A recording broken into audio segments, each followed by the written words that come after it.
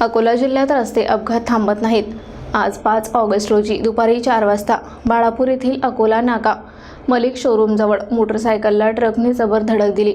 या 2 भाऊ आणि एक 6 वर्षाचा मुलगा गंभीर जखमी झाले। शोरूममधून नवीन मोटरसायकल घेऊन बाहेर पडताच छोटा मोमिनपुरा बाळापूर येथील रहिवासी अलीमुद्दीन कलीमुद्दीन वय 35 वर्ष, त्याचा भाऊ अझरुद्दीन कलीमुद्दीन वय 24 वर्ष आणि त्याचा 6 वर्षांचा मुलगा मोहम्मद फुजैल अलीमुद्दीन या अपघातात गंभीर जखमी झाले। अपघात एवढा भीषण होता की मोटरसायकलचा पूर्ण चक्काचूर झाला। ट्रकच्या धडकेत तिघांच्याही पायाचे मोठे नुकसान झाले आहे। तिघेही गंभीर जखमी अवस्थेत होते। स्थानिक नागरिकांनी तात्काळ मदत केली आणि त्यांना टायरखाली दबलेल्या अवस्थेतून बाहेर काढत तात्काळ अकोल्याच्या जिल्हा शासकीय रुग्णालयात नेण्यात आले। तिथे तिघांचीही प्रकृती चिंताजनक असल्याने त्या तिघांनाही अकोल्यातील खासगी रुग्णालयात दाखल करण्यात आले। रस्ते अपघातांमुळे नागरिकांमध्ये भीतीचे वातावरण पसरले आहे। प्रशासनाने याबाबत कडक उपाययोजना करणे आवश्यक आहे।